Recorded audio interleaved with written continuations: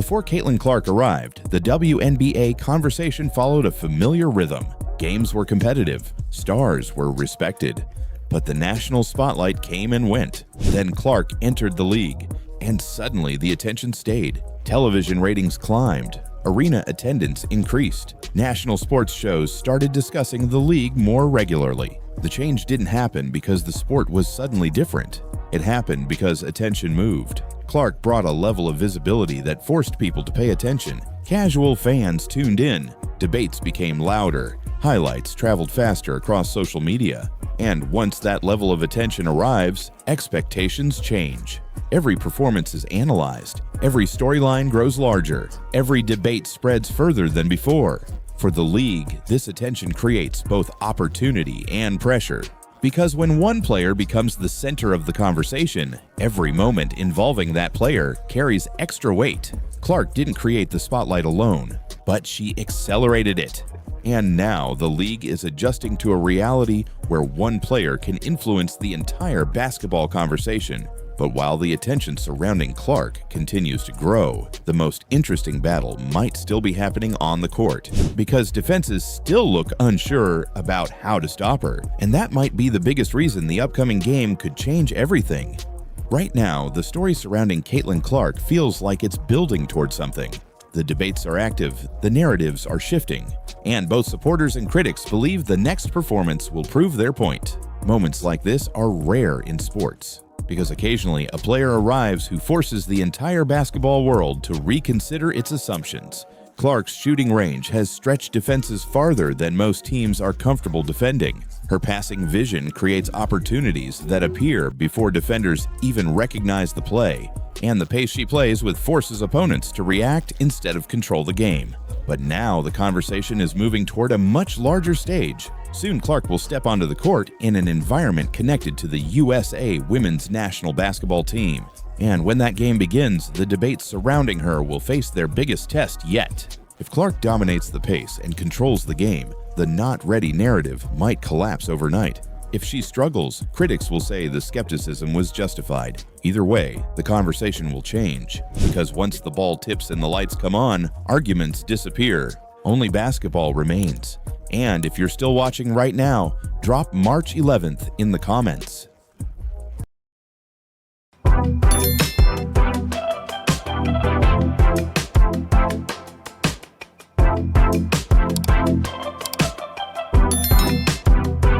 The truth is, the moment I walked into that Team USA gym, I already knew what everyone was thinking about me. Nobody had to say it out loud. I had heard it for months. I wasn't ready. I didn't belong. I wasn't chosen when it mattered most. The Olympic roster came out, and my name wasn't on it. That moment stayed with me, not because it broke me, but because it showed me exactly where I stood, or at least where people thought I stood. So when I stepped onto that floor for my Team USA debut, I wasn't there to prove them wrong with words. I was there to let the game speak for me. For months, the basketball world has been arguing about one question. Is Caitlin Clark actually ready for Team USA? The debate has been everywhere. Studio shows, podcasts, social media. Some analysts insist Clark still needs time to adjust to the professional game. They say the speed is different, the defenses are stronger, the physicality is tougher. Others see something completely different. A lot of people think nothing of this, but look, Caitlin is so careful with her image. At the time when everyone was calling her a scab for no reason, there was nothing really happening with Caitlin. She wasn't really posting anything. But now, the Indiana Fever are going pretty much all in with Caitlin Clark stuff. And in this workout, 22 of 25 beyond the arc. Can't lie. That is a really, really good showing from her.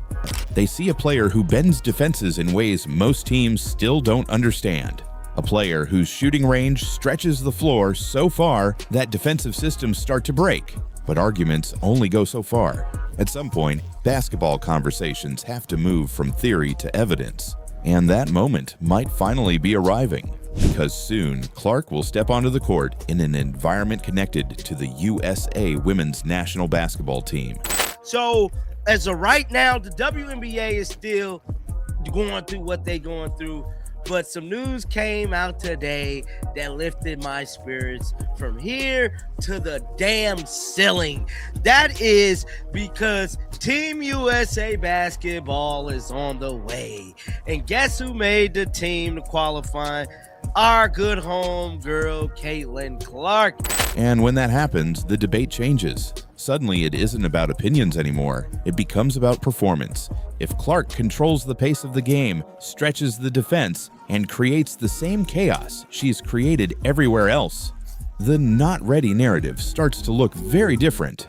But if she struggles against elite competition, critics will feel validated. That's why the next game matters so much. It's not just another appearance. It's a moment where months of debate collide with real basketball. And when that happens, the conversation around Clark could change very quickly. But there's another reason the tension around this game feels so intense. Because the narrative surrounding Clark hasn't stayed the same. In fact, if you listen closely to the media right now, the tone is already starting to shift. She is coming back. Her, Paige Beckers, Kalia Copper, Chelsea Gray, Darica Hamby, Ryan Howard, Kiki Efron, Kelsey Plum, Angel Reese, Jackie Young, all of them will be on one team. Now, what's surprising me is that Asia Wilson's not on this team. You know, she's not there. But if she's supposed to be the Kobe, the Michael Jordan of the women's basketball, why the hell she ain't on this team? Just saying. Y'all say she the best, right? Why she ain't on here? But that's neither here or there, because Caitlin Clark is definitely on this damn team, man. For most of the past year, the message around Caitlin Clark was incredibly consistent. She wasn't ready yet. That phrase showed up everywhere. Not ready for the physicality, not ready for the speed, not ready for the international stage. So what woman is more popular? If you wanna go from a marketing perspective, sure, Caitlin is extremely marketable. However, I just want to pitch this to everyone. Imagine Caitlin joining this team and spending time on the bench. What is the conversation going to be about the entire time the Olympics is going on? Why isn't Caitlin getting more minutes? Why isn't Caitlin playing? I'm sure people will tune in, but what will the conversation be then? I think it's really interesting. Head coach Christy Sides for the Indiana Fever said that a monster was woken up in Caitlin Clark, and I think that is wonderful. I think motivation for Caitlin is wonderful. I'm gonna say this, a monster has been woken in all of the women that were selected for the Olympic team also, because the conversation is again centered around Caitlin Clark. But something interesting has started happening recently. The language is changing. You don't hear "not ready" as often anymore. Instead, analysts are saying things like, "She's adjusting quickly." You can see how special the talent is. She might be ahead of schedule. At first, those comments might sound harmless, but they actually represent a massive shift because narratives in sports rarely disappear overnight. They evolve slowly. When analysts sense that the evidence is moving in a different direction, the tone starts to soften. Criticism becomes caution, certainty becomes possibility. And suddenly the same player who was once described as a long-term project starts to look like someone who might accelerate the timeline. That's exactly what appears to be happening right now. The basketball world is preparing itself for a potential outcome. Because if Clark steps into the next major stage and performs the way many fans believe she can, the old narrative becomes impossible to maintain. And that stage is approaching quickly. But the media narrative isn't the only part of this story that still hasn't settled. There's another argument that refuses to disappear, the one that started the biggest controversy surrounding Clark in the first place: the Olympic debate. When Team USA announced its Olympic roster, many people expected the conversation to end. The decision had been made, the roster was set, the debate should have been finished. But it wasn't. Instead, the argument surrounding Caitlin Clark only grew louder. Supporters believed the omission made no sense. They saw the most talked about player in basketball left off the biggest international stage. Critics argued the opposite. They said Olympic teams rely on experience. Chemistry matters. Veterans understand the pressure of international tournaments. Both arguments sounded reasonable. Because you have to imagine we're asking her why she wasn't put on the team. We would probably go to her and say, why was Caitlin put on the team? And if they felt like their only answer was going to be based on marketing, or their best answer or their best reason was based on marketing, not experience, not chemistry with the team, not knowledge of international basketball, not feeling fresh, because there's no way she feels fresh. She's been playing basketball since November with one of the highest usage rates we've ever seen. And her usage is the exact same for the Indiana Fever. So you have to think about when Jim Rosati, if she were to answer that question about Caitlin making the team, what was her answer going to be? It wasn't going to have any grounding in her being able to contribute in chasing gold versus the other players. But something unexpected happened after the roster announcement. The conversation refused to fade. Every time Clark performed well, the debate resurfaced. Every highlight reignited the discussion. Every strong performance raised the same question again. What would she look like in that environment? That's why the upcoming stretch of games feels so important, because it offers something the debate has been missing: evidence. If Clark thrives in high-level competition connected to the Team USA environment, the Olympic conversation won't disappear. It will restart. But the Olympic debate is only one reason the spotlight around Clark keeps growing. The bigger story might actually be what she's already done to the league itself, because the attention surrounding Clark has changed something much larger than a single roster decision. I remember the first few seconds clearly. The ball felt the same in my hands, but everything else felt different. This wasn't college. This wasn't the WNBA. This was Team USA, the best players in the world. Veterans who had earned everything over years, and I could feel their eyes on me. Not hostile, not welcoming either. Just watching, evaluating, waiting to see if I was real or just hype. For months, the message around Caitlin Clark was simple. She wasn't ready. That was the phrase. Not ready for the league. Not ready for physical defenses. Not ready for the speed of professional basketball. And definitely not ready for Team USA. You heard it everywhere. Studio shows, podcasts, halftime panels. Analysts repeated the same idea over and over. Clark needed time.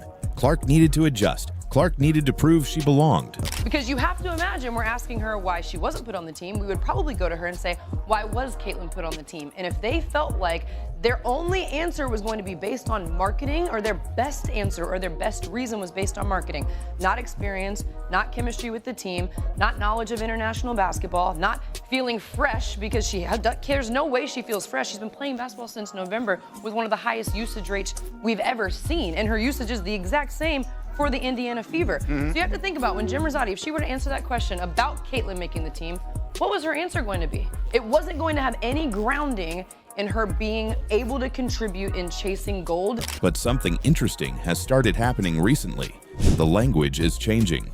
Very quietly. Instead of saying she isn't ready, analysts now say things like, she's adjusting faster than expected. She might be ahead of schedule. You can see the potential. That might sound subtle, but it's actually a massive shift, because when narratives change, they usually don't change with an apology. They change slowly, quietly, almost like everyone hopes you won't notice. Think about it. The same player who supposedly needed a long adjustment period suddenly looks comfortable running professional offenses. Sometimes the biggest impact you make isn't the shot you take. It's the space you create. I stepped out deeper, further than most players would. And just like that, the defense stretched with me. The floor opened, passing lanes appeared, teammates had room to move. And that's where I knew I didn't need to prove I belonged. I already did. The same player critics said would struggle with physical defenses is still stretching the floor from distances most players don't even attempt. The skill set didn't suddenly appear. It was always there. What changed was the stage. Once more people started watching closely, the original narrative became harder to defend. And when that happens, the tone shifts. Not dramatically, just enough to start preparing the audience for a different conclusion. But the real test for this narrative shift is still coming. Because very soon, Clark will step into a setting where the entire basketball world will be watching again. And if the performance matches the potential everyone is suddenly talking about, the not ready storyline might disappear overnight. But before that happens, there's another argument that refuses to go away. The debate that started this entire storm. And that debate leads directly to Team USA. She's either shooting from deep, shooting off the dribble, or sprinting off screens into a fadeaway. Because she's very rarely a wide open catch and shoot 3-point shooter, because they deny her 3/4 court. So it's one of those things when it comes to Caitlin where it's like, it's hard to Sabrina similar. Like the 3-point numbers don't correlate with her ability as a shooter because of the gravity. The Olympic debate around Caitlin Clark was supposed to be simple. Team USA made its decision. The roster was announced. The conversation should have ended there, but it didn't. Instead, the debate only got louder. Some fans believed the decision made sense. Team USA values experience. Chemistry matters. International tournaments reward players who have already played together. That's the official explanation, but many fans saw something different. They saw the most talked about player in basketball left off the biggest stage in the sport. And once that idea took hold, the conversation stopped being about roster construction. It became about perception. Every pass I made had a purpose. Every movement was intentional. I wasn't playing like someone trying to survive. I was playing like someone who understood exactly what was happening. And slowly I started to feel something shift. You can see it in body language before you hear it in words. Teammates started moving with confidence. They trusted the timing, they trusted the rhythm. The offense wasn't stuck anymore. It was flowing, and the crowd felt it too. Because when a player changes the level of attention around the league, every decision suddenly carries more weight. Every roster choice becomes a statement. Every omission becomes a storyline. The argument split basketball fans into two groups. One side believed Clark needed time. The other believed the league underestimated what she represents. So she's like, yeah, she top 3. Wow. She might be 2. No, she's 1. Oh. She's 1. Damn, that question. What I'm saying, now, Caitlin Clark, the most influential white athlete in all of history, Shady McCoy. And they gotta be white. Caitlin Clark up there, bro. She is the most influential women's athlete of all time. Who was watching women's basketball? Think about what we're talking about, though. Nobody. Yo, you wasn't. You wasn't. He wasn't. Nobody's watching girls basketball. And then we get this girl like Steph Curry. Everybody watching. To this day. To this day. Women's basketball is looked at like the NBA, like the NFL. They got their own channels now on ESPN. We talk about them on when was you ever at the last time you heard people just talk about women's basketball on TV? Like a real block. And now the situation has become even more interesting because the debate is about to move from studios and social media into something much harder to argue with. Actual basketball. Soon Clark will step onto the court with the USA Women's National Basketball Team environment surrounding her again. And that changes everything because narratives are easy to defend in theory. They become much harder to defend when the game starts. If Clark struggles, critics will say the original decision was justified. But if she controls the pace, stretches the floor, and creates the same chaos defenses have struggled with for years, the Olympic debate won't end. It will restart. And that possibility is exactly why the next stretch of games matters more than most people realize. Because once the conversation moves from arguments to evidence, the narrative might not survive. But the Olympic debate is only one piece of the puzzle. The bigger story might actually be what Clark has already done to the league itself.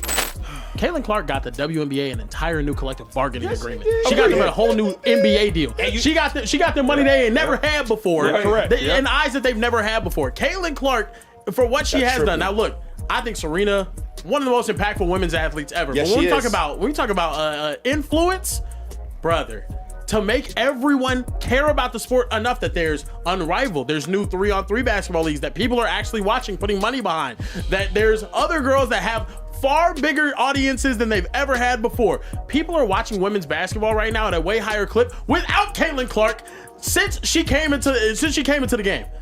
Even when Caitlin Clark's not playing, the sport, women's basketball is more viewed than it was beforehand. Right now, the story around Caitlin Clark feels unfinished. Growth was steady.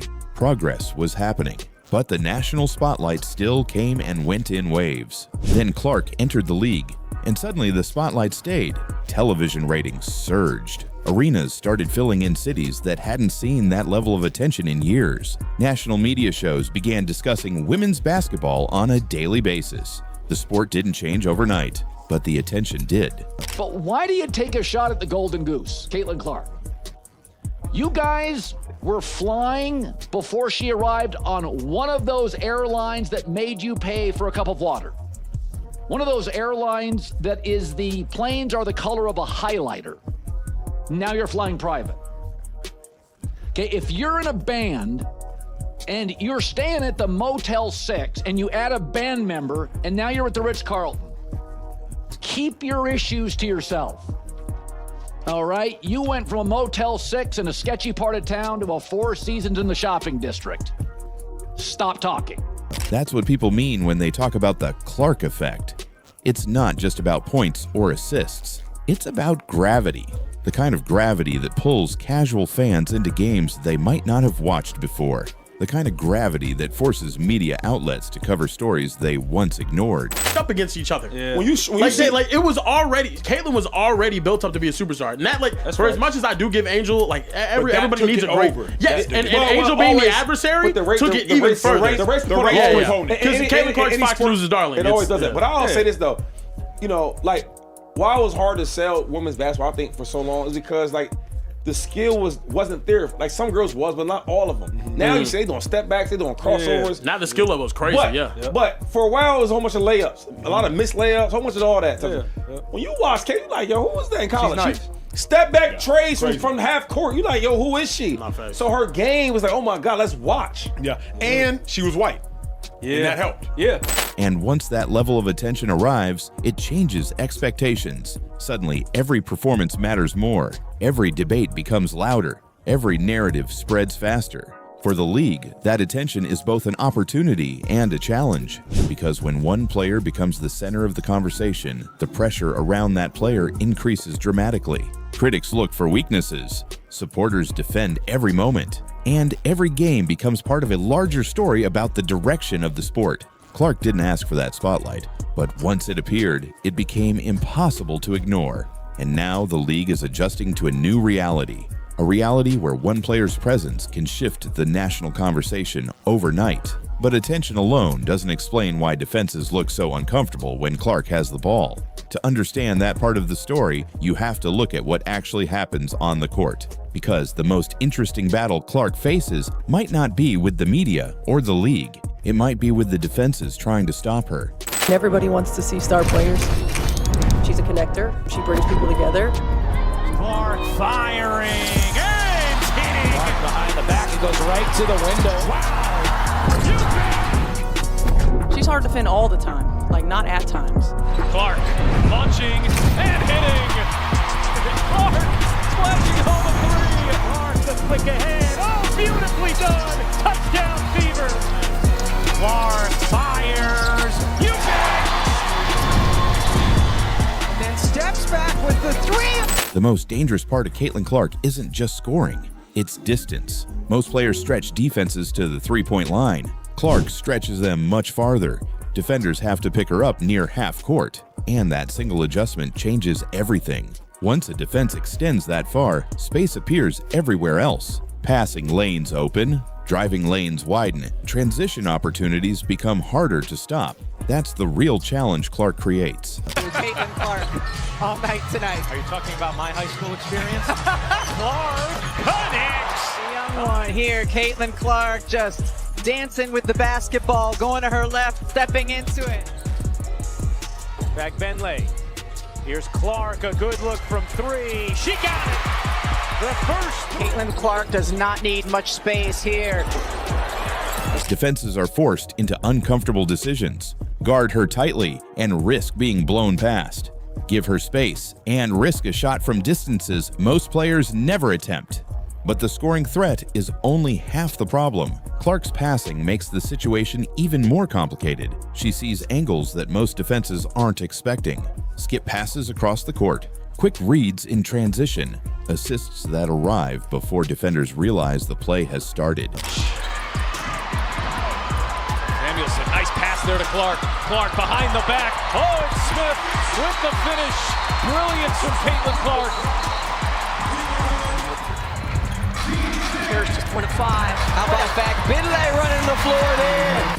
Probing, drags out Nelson Adota. Clark will fire and hit the three. When a player combines deep shooting range with elite court vision, traditional defensive strategies start to break down. Double teams open passing lanes. Drop coverage invites long shots. Aggressive pressure creates transition chances. What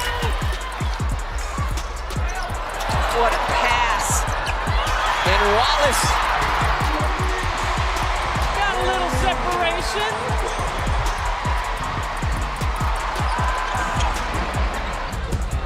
Clark circling around, sets up Samuelson, who's wide open, and catches it. Absolutely blown the roof off.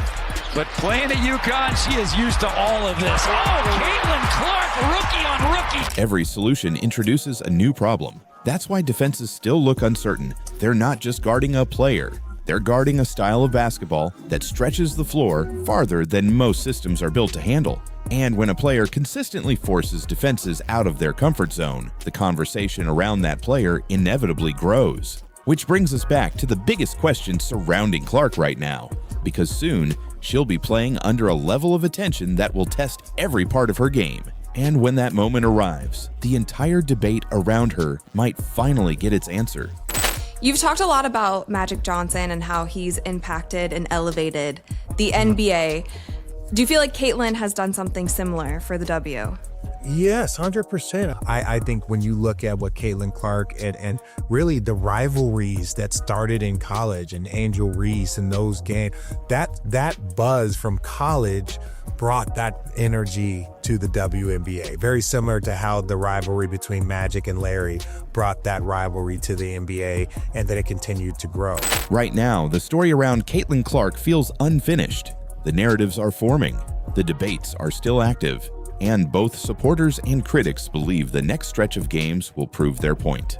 Moments like this are rare in sports, because sometimes a player arrives who forces everyone to reconsider what they thought they understood about the game. Clark has already changed how defenses approach long-range shooters. She has already changed the level of attention surrounding women's basketball. But the next chapter might be the most important one yet. Soon, Clark will step onto the court in an environment that brings together all the arguments surrounding her career. The media narratives, the Olympic debate, the expectations around the league, and the questions about whether her style of play translates to every level of competition.